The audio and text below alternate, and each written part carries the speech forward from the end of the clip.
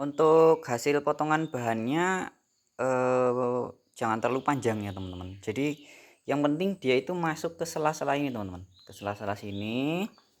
Nanti kan dia masuk ya, masuk terlindas jadi pelet gitu. Tapi kalau teman-teman bahannya panjang seperti ini, dia ndak masuk gitu di sini. Dia nggak masuk ke dalam.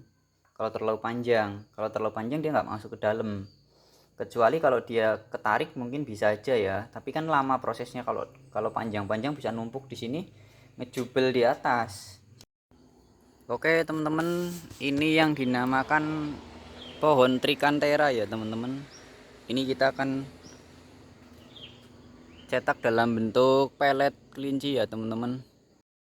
Ini yang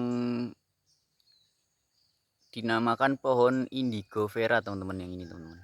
Dan yang ini pohon kaliandra. Ini daunnya kalau kaliandra seperti ini. Nanti kita ini aja ya teman-teman, sebagai sampel aja ya teman-teman ya, karena ini banyak sekali. Ini indigo vera teman-teman. Nah ini kaliandra ya. Ini yang dinamakan pohon pakcong teman-teman. Nah ini pohon pakcong, kita ambil satu aja ya teman-teman ya.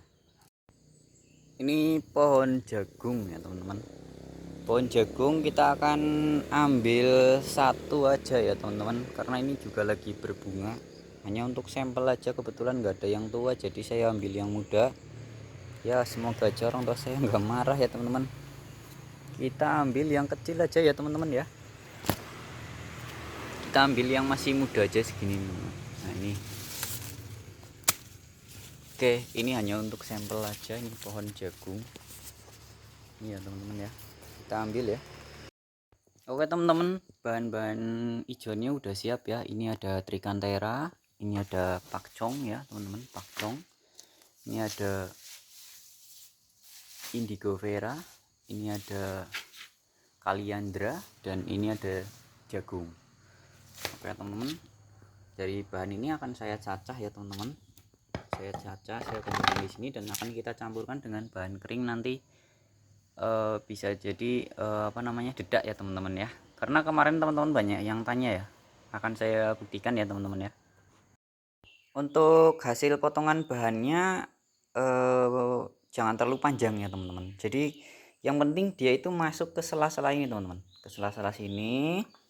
Nanti kan dia masuk ya, masuk terlindas jadi pelet gitu. Tapi kalau teman-teman bahannya panjang seperti ini, dia ndak masuk gitu di sini. Dia nggak masuk ke dalam. Kalau terlalu panjang dia nggak masuk ke dalam. Kecuali kalau dia ketarik mungkin bisa aja ya, tapi kan lama prosesnya. Kalau kalau panjang-panjang bisa numpuk di sini, ngejubel di atas, jadi ndak masuk ke dalam. Intinya proses untuk mesin cetak ini intinya kan menekan ya teman-teman ya, menekan si roller ini kan, menekan ke saringan. Ketika bahan ini masuk ke sini, nah masuk ke sini kan, kedorong ke sini kan, set, kedorong ke sini, baru ke cetak ya teman-teman ya. Jadi kalau ukuran yang panjang seperti ini, nah kemungkinan ya bisa saja, tapi kan lambat teman-teman. Kalau bertumpuk-tumpuk kan lambat gitu ya. Kita akan coba cacah potong-potong seperti ini teman-teman. Ini ukurannya termasuknya besar ya. Ini juga satu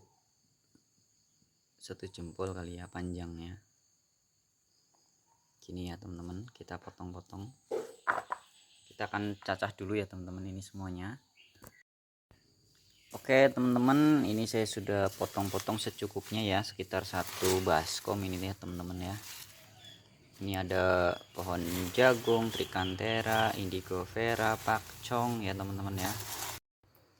Oke teman-teman, kita akan campurkan bahannya. Ini ada hijauan, ini juga udah saya siapkan dedak juga ya teman-teman. Kita campurkan aja di sini. Ini dedaknya juga udah lama kayak ini teman-teman. Ini dedak, kemudian hijauan kita campurkan sedikit-sedikit ya. Bagus lagi pakai mixer gitu ya teman-teman ya. Kalau pakai mixer jelas bagus teman-teman, tercampurnya merata gitu ya. Kalau pakai tangan gini juga nggak apa-apa.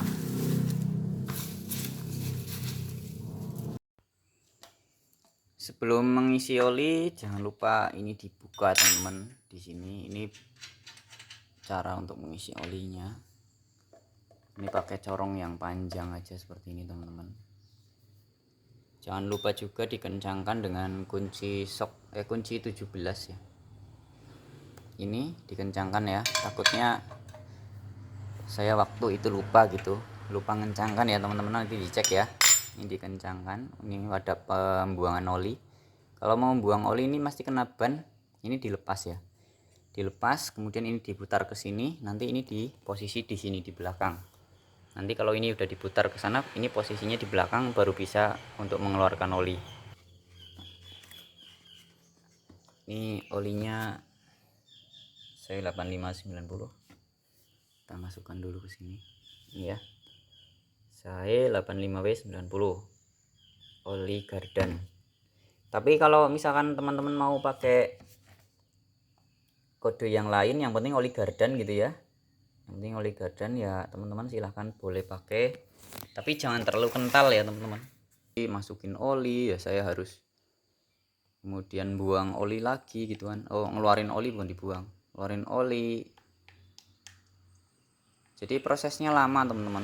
Kenapa? Karena memang kita harus nyoba dulu sampai hasil cetaknya bagus gitu, baru kita kirim.